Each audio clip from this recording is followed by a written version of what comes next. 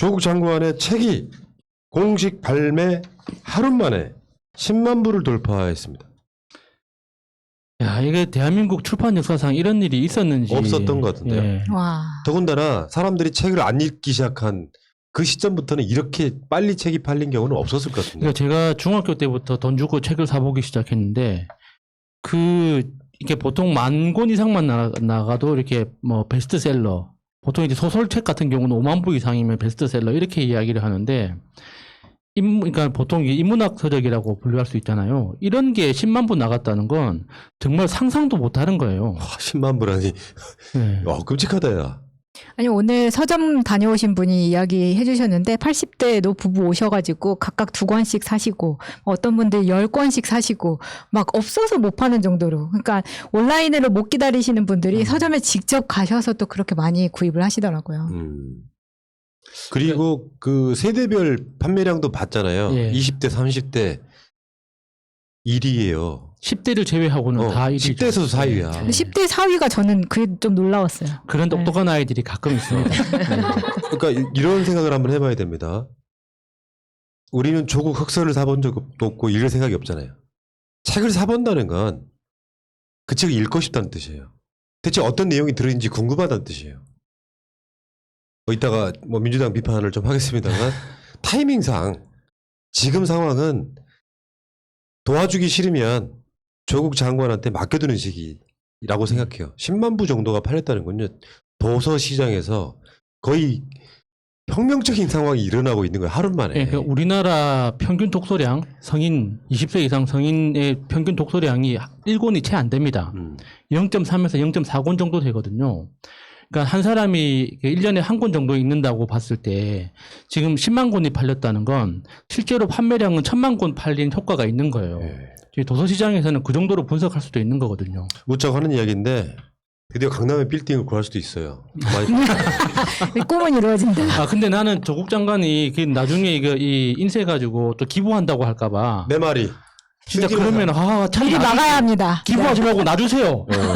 내가 다시 조국 장관한테 기부할게. 문제는 이제 저도 지금 책을 읽고 있기는 해요. 많이 어저께 그 코로나 백신 후유증 때문에 금방 잠들어서 많이는 못 읽었는데 이 책 내용에 대해서 이제 먼저 읽어본 그 얍삽이들이 이제 보도를 하잖아요. 윤석열은 문 대통령도 잠재적 피의자로 인식했다. 그렇게 바라봤을 거라고 생각이 들어요. 그 시작점 난 그렇게 봐. 나한테 검찰총장을 시켜준 사람에 대한 고마움? 그게 불과 얼마 만에 틀어집니다. 조국은 법무부 장관 안 돼요. 사모펀드 때문에 안 돼요. 라고 주장했던 게 들어먹히지 않으니까 이때부터는 검찰총장이라는 새끼가 자기를 임명권자에 대해서 계속 칼을 들이대면서 대통령이든 뭐든 검찰한테 걸리면 살아날 수가 없어. 라는 그 인식을 가졌던 거죠. 그러니까 대통령도 잠재적 피의자로 인식했다는 것을 민정수석인 사람이 그것을 책에 썼어요. 이건 어마어마한 사건이야. 이 자체가. 대한민국 역사에 일개 검찰총장이 어떤 대통령을 피의자로 인식하는 경우는요. 윤석열에 대한 이야기는 그런 거거든요. 이명박이나 박근혜 수사를 해보니까 문 대통령이 우습게 보였다는 측면도 있어요. 대통령 수사 한번 해보니까 별거 근데 아니더라. 그런 경우에는 전직들 이야기예요. 전직들 이야기고 현직 대통령을 잠재적 피의자로 인식하는 거는 조국 장관의 수사로 그걸 드러난 건 아니야. 남의 뭐 원전 수사라든지 무슨 선거 개입이라든지 이런 것들로 드러내고 있잖아요. 그 모든 수사의 방향성이 청와대 누구로부터 청와대 무슨 뭐 수석 누구 비서관 이런 사람으로부터 어떤 하명 전달을 받았느냐이고 결국은 그 비서관이나 수석의 뜻이 대통령 뜻이냐 이렇게 올라가는 수사를 하더라는 거죠. 조국 장관의 이 회고록에서의 말은 맞습니다. 우리가 봐왔던 것이고. 그러니까 구수한 사람은 뭐가 달라도 다른 게, 그러니까 현실인식에 대해서 현실인식을 할 때 가능한 게 있고 불가능한 게 있는 거잖아요. 그러니까 대통령은 기본적으로 이제 형사 그 사건에 대해서 소추당하는 걸 면책하는 그런 특권이 있는 직책인데, 그럼에도 불구하고 현직에 있는 동안 피의자로 인식하고 수사를 개시했다는 건 이 문재인 대통령의 퇴임 이후를 염두에 둔 보석이라고 밖에 볼 수 없는 거죠. 누가 봐도 합리적이지 않잖아요. 봐봐요. 2019년 8월 이후에 그 사건이 일어났어. 사태가 일어났어. 윤석열의 개지랄 사태가 일어난 거야. 그해 2020년 총선 직전에 무슨 사건이 터졌습니까? 한동훈, 이동재의 선거 개입 의혹 사건이 터진 거예요. 민주당 쪽 사람들의 비리 같은 거를 부풀려가지고 선거에 폭 망하게 할 요량으로. 이것부터 우리는 그 사건을 이해를 해야 됩니다. 물론 조국 장관 그렇게 털었던 거에 한참 이유지만 윤석열은 이미 문재인 정부의 검찰총장이 아니었어요. 민주당이 망해야 되는 거니까. 근데 그 한동훈이 지금 비밀번호 안 푸는 이유가 뭐겠습니까? 나는 개인적으로 윤석열과의 관계 때문이라고 생각해요. 왜? 최측근이잖아요. 네. 그리고 그 당시 기억들 하시겠지만 김건희 전화로도 통화를 수십 차례 했다는 얘기가 나왔죠. 윤석열과 계속 그 시점에서 계속 통화를 했단 말이에요. 네. 그러면 뭐예요? 한동훈이라는 놈을 윤석열이 사주해서 선거에 개입할 목적이 있었다고 보는 게 타당하잖아요. 네. 그러니까 지금은 이게 의혹이지만 이런 사건들을 다툴 만한 부분에 있어서 나는 민주당 사람들의 목소리가 안 보이는 게 짜증이 나고요. 이런 상황에 다툴 게 너무 많은 거예요. 이 책에 나온 이야기를 갖고 한 번쯤 그런 논평을 해주는 사람들이 필요하다. 근데 그거는 조국은 조국 갈 길 가라. 나는 내 이야기 할게. 이런 짓 하고 있는 거예요.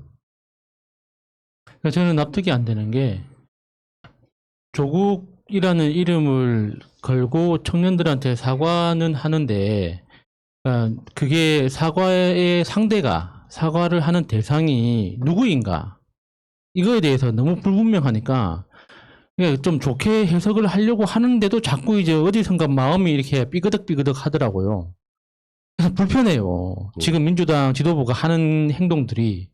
그래서 일부 의원들이 조국 장관은 민주당 당적을 가진 적도 없고 지금 현재도 민주당 사람이 아닌데 왜 민주당에서 조국이라는 이름을 걸고 뭐 사과를 하거나 다른 이야기를 논평을 해야 되느냐. 그게 적절하지 않다. 이렇게 이야기하는데 그 목소리가 너무 작으니까 그게 또 속상한 거예요. 네.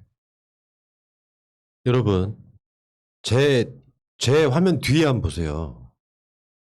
조국 장관 책, 조국의 시간을 이렇게 정찬민 작가께서 조각품으로 만들어 오셨어요.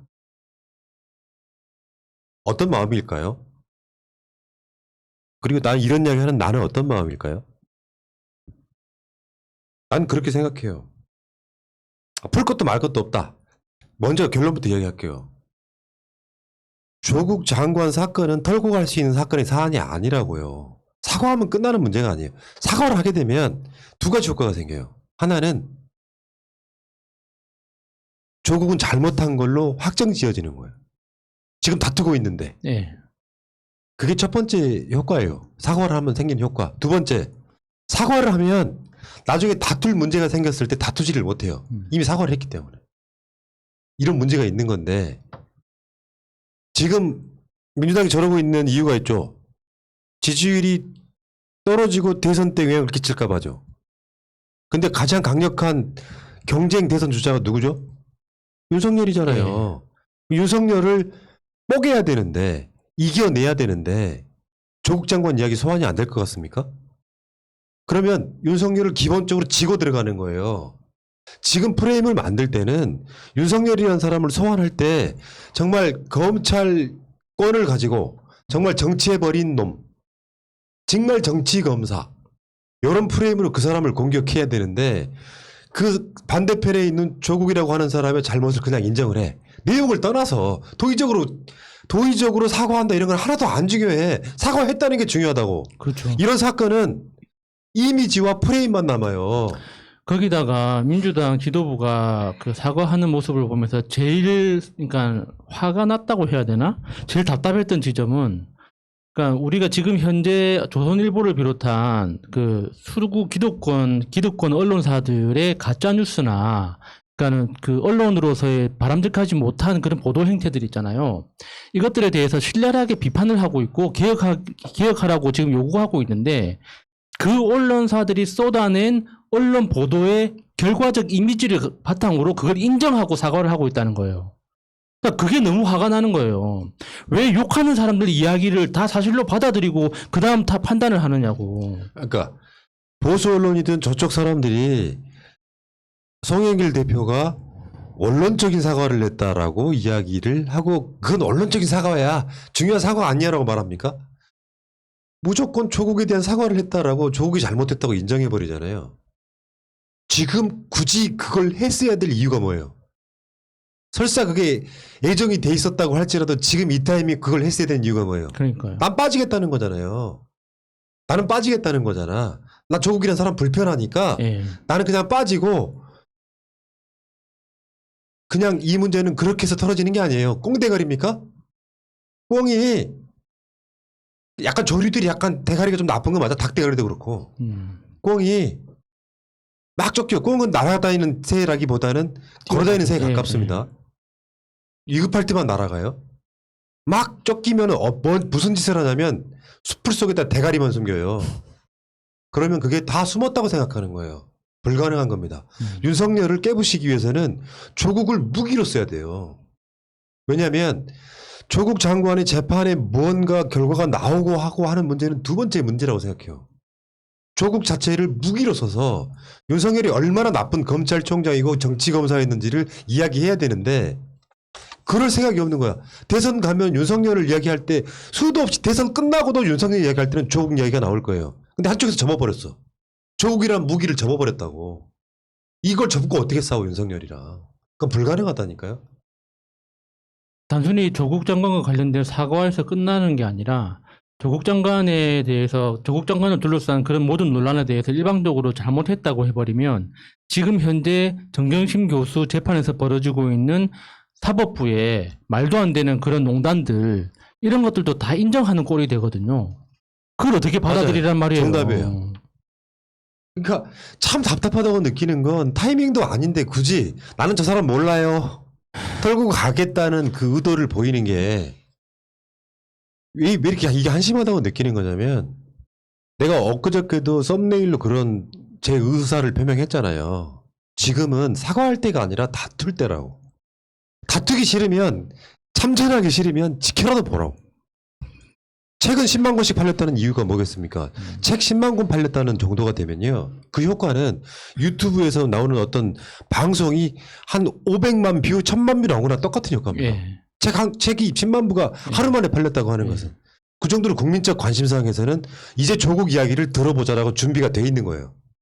조국의 이야기를 들어보자라고 준비가 돼 있는데 한쪽에서는 조국 잘못했어요. 청년들한테 뭐 공정 어쩌고저쩌고 그걸 다투고 있다고 재판에서 그게 사실인지 아닌지를 봐봐. 내가 따로 준비를 한번 해봤는데요. 예, 이게 이제 사모펀드에 관한 건인데 요거는 뭐 무죄 유죄가 딱 얽혀 있지만 요거 가장 핵심 업무상 횡령, 자본시장법 위반 이거 다 무죄가 났어요. 그래서 실제로는 사모펀드에 뭐라 할 게 없어가지고 나중에 무슨 뭐 증거 인멸 교사 몇 단계 나와 있단 말이에요.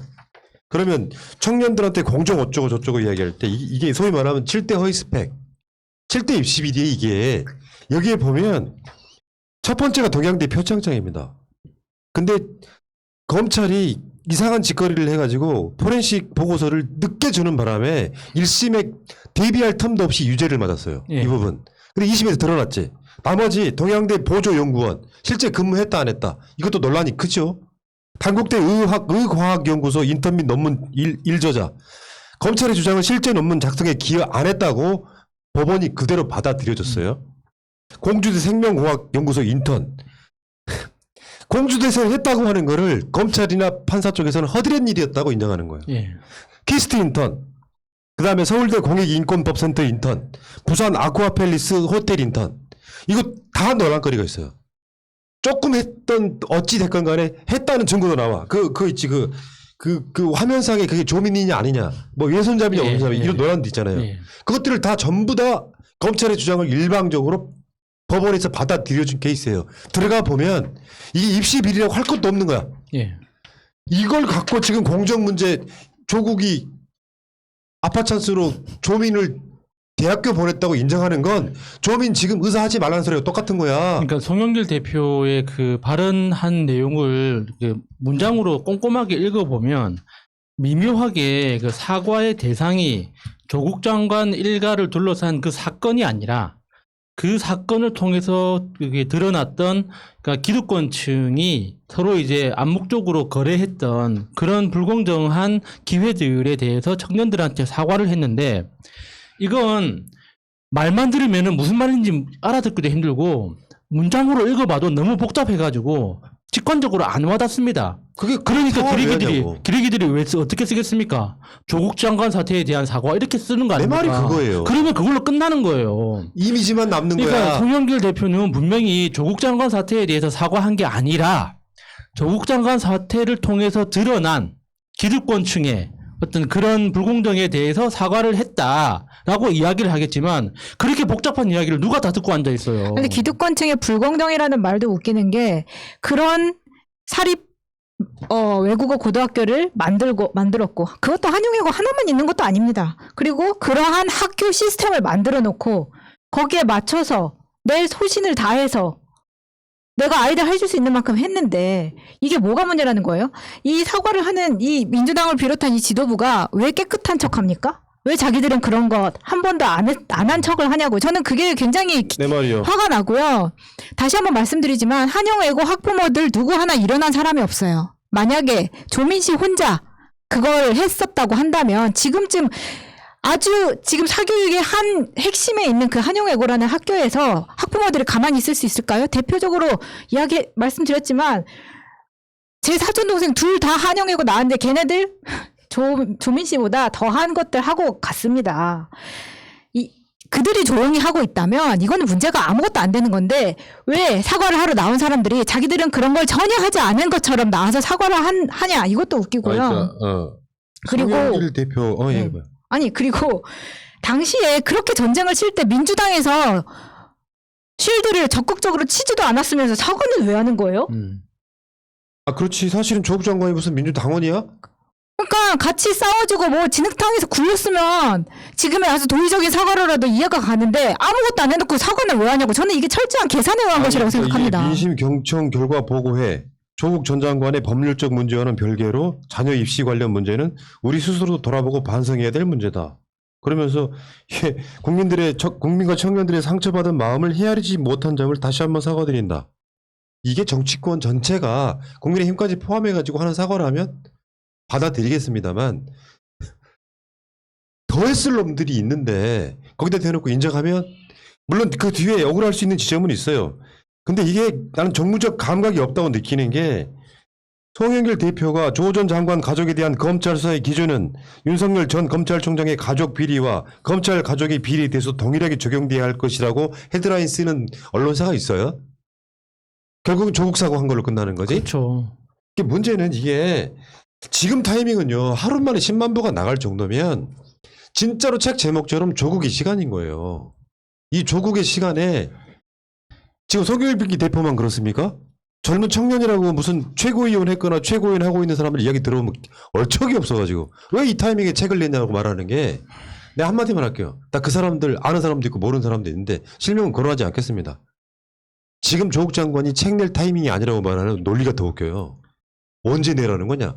그럼 실제로 대선 끝나고 내세야 되는데 우리가 조국을 그 이슈를 이겨내지 못하면 대선 못 이긴다니까 이 멍충이 새끼들아. 나는 지금 송영길 대표를 비롯한 송영길 앞잡이 노릇을 하고 있는 젊은 의원들도 있습니다. 젊은 최고위원도 있고 그런 사람들이 자기 생각보다는 송영길 의원의 어떤 방패막이 역할을 자처하고 있는 것 같은데 그거 진짜 좀 그런 이게 양반짓거리, 양반병 이런 거 좀 안 했으면 좋겠습니다.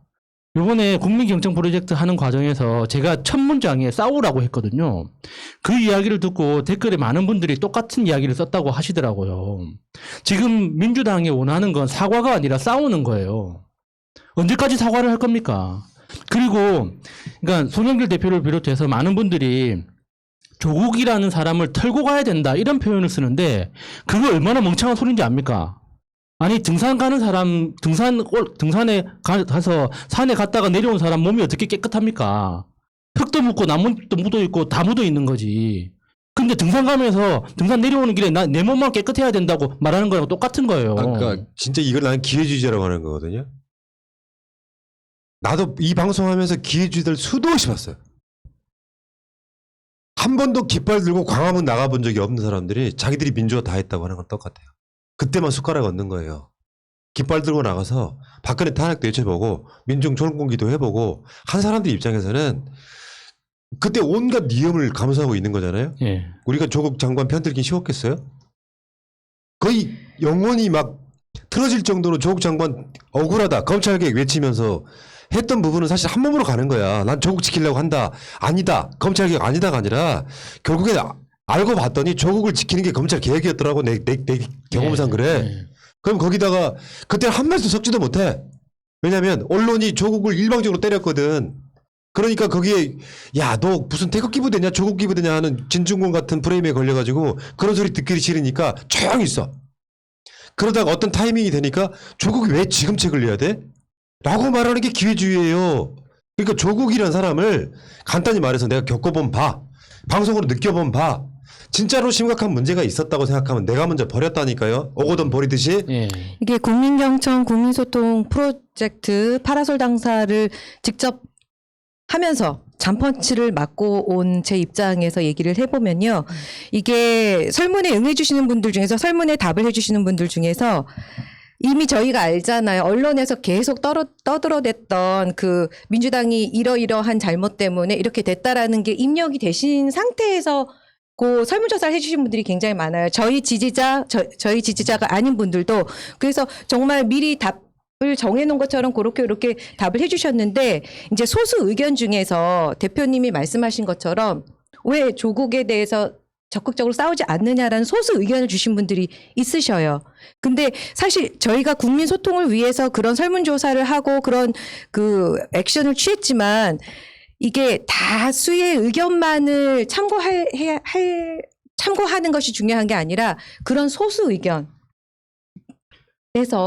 또 저희가 취해야 될 행동을 바라봐야 되지 않을까 그런 아쉬움이 있었어요. 그래서 그건 적극적으로 저도 이제 위원장님이나 이렇게 말씀을 드렸거든요. 왜 조국에 대해서 적극적으로 해명하지 않느냐. 언론에서 싸우지 않으니까 민주당이 대신 적극적으로 싸웠어야 되는데 그 부분이 너무 미흡했던 것 같다라고 의견을 주신 분들이 분명히 있었거든요. 거리에서도. 그러니까 기회주의자는 표현을 쓰는 이유가 대세 때문에 그러는 거예요.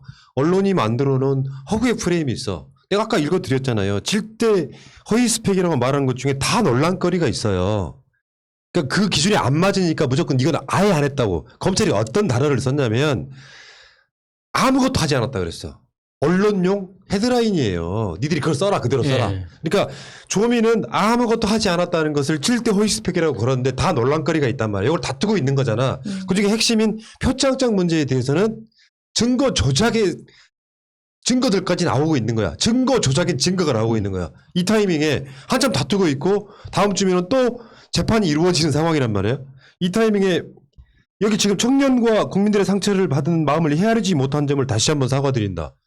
여기에 핵심은 이거예요. 조민이 아빠 찬스를 썼다는 거잖아요. 그래서 실력은 안 되는 애가 아빠 때문에 대학을 갔다 이런 논리예요. 그게 공정 프레임이고 거기에 우리들은 분노를 하는 거예요. 근데 거기에는 왜 나경원이나 동아일보 사장 딸 이야기 안 며칠 하냐고. 전에 예, 동아일보 사장 딸 나왔었잖아요. 하나고 편입학 문제. 저는 진짜 네, 민주당 문제. 청년 최고위원 왜 뽑는지 모르겠습니다. 솔직히 말해서.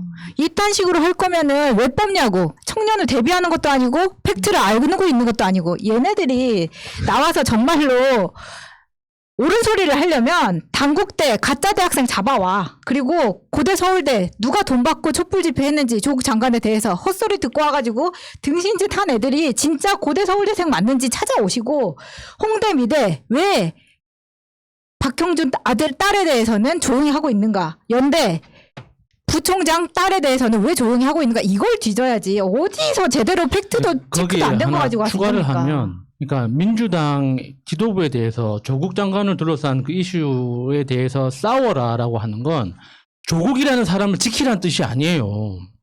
조국 장관은 자기가 스스로 인정을 했잖아요. 정치적으로 도의적으로 무한 책임을 지겠다고. 조국이라는 이름을 어떤 방식으로든 활용하라는 그런 허용이란 말이에요. 그러면 조국 장관을 지키라는 게 아니라 조국 장관한테 가해졌던 그 불의하고 불법적인 그런 행위들 있잖아요. 언론, 검찰, 법원들이 지금도 지금 불법을 저지르고 있지 않습니까? 그거에 대해서 따지고 싸워 나가야 되는 거지.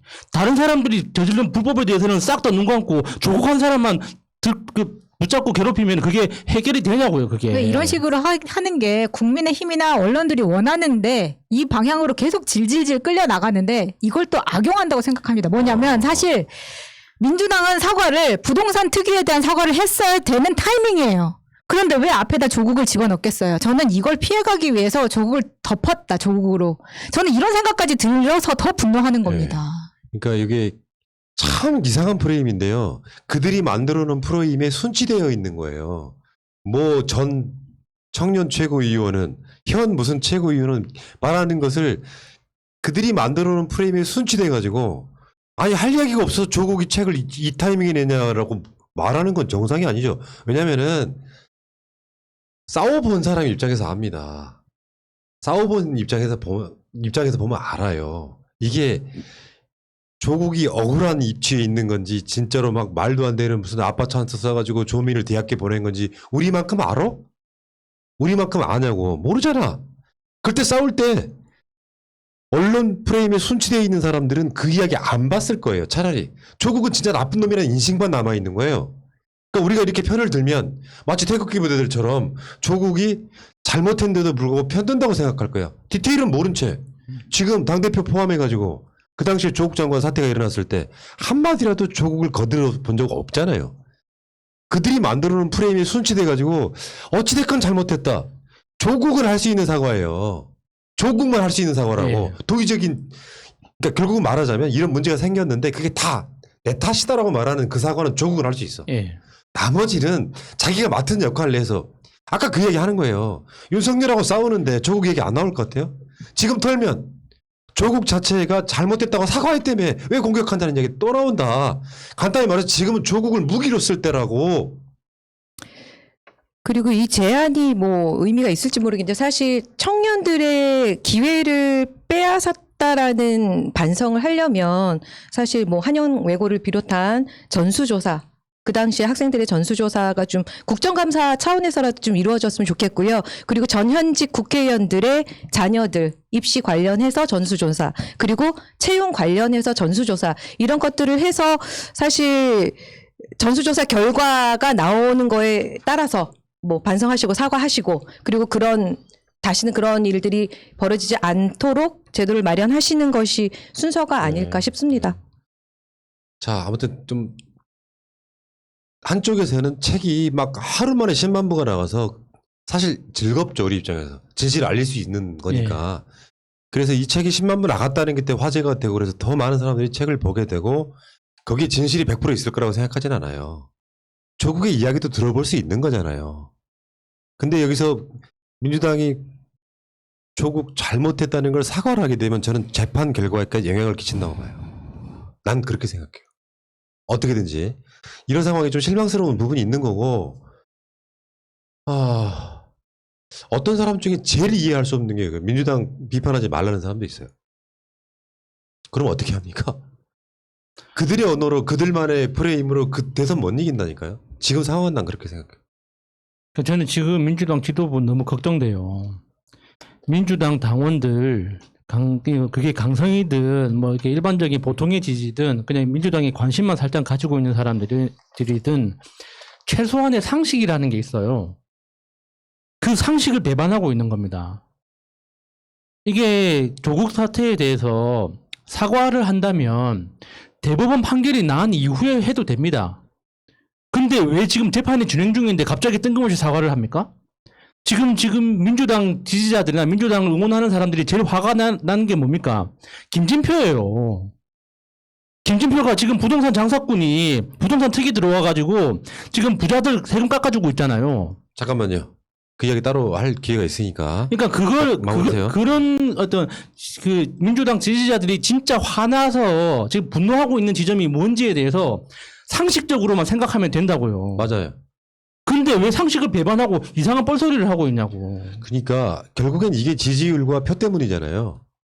근데 그 표를 못 얻는 방법으로 꾸역꾸역 일부러 가는 것 같아. 부동산 특위도 그렇고 조국 문제도 그렇고. 이것은 정치적 감각이 아예 0이라고 보는 게 맞아요. 지지자들 입장에서 야 새롭게 들어온 지도부 막 밀어주고 싶고 할 때 뭘 해야 되냐면 당신들이 답답했던 문제 풀어드리겠습니다가 첫 번째 아젠다가 돼야 돼. 뭐 당대표 된 지 오늘로 딱 한 달 됐거든요. 네. 송영길 대표님 약속이나 지키세요. 저랑 한 약속. 아니 인터뷰를 이렇게 저렇게 굴리고 해가지고 결국 못하게 된 인터뷰를 밤늦게 전화해가지고 당선되자마자 나가겠습니다 했던 분이 한 달 동안 어떤 연락도 없으신 게 정상입니까?